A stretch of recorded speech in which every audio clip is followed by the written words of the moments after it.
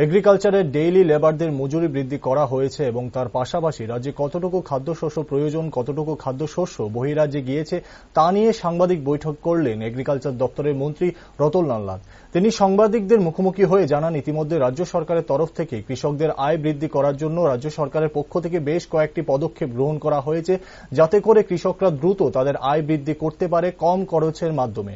কৃষকদের উন্নয়নের জন্য ওয়াটার রিসার্চ, পাওয়ার ডিপার্টমেন্ট, ট্রেডা এবং কৃষি দপ্তরের সঙ্গে খুব দ্রুত একটি মিটিং করা হবে, যেখানে সোলারের মাধ্যমে একটি ব্যাপক কর্মসূচি গ্রহণ করা হবে।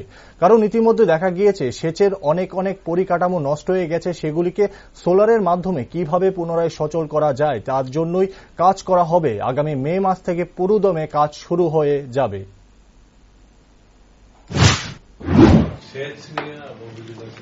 এটা ওয়াটার রিসোর্স, আমরা এর মধ্যেই আমরা water resource, power department, TREDA, DWS যদি সাথে লিঙ্ক না তবুও ট্রেডা এবং কৃষি দপ্তর, হর্টি দপ্তর, তাদেরকে নিয়ে আমরা মিটিং করছি। ইমিডিয়েট আমরা সোলারের মাধ্যমে আমরা ব্যাপক একটা কর্মসূচি গ্রহণ করছি এবং আরো করব। অনেকগুলি যারা যেসব সেচের পরিকাঠামো নষ্ট হয়ে গেছে সেগুলিকে আমরা পাল্টিয়ে সোলার ব্যবস্থা করে দিচ্ছি। এটা আগামী মাস থেকে পুরো মাত্রা শুরু হয়ে যাবে।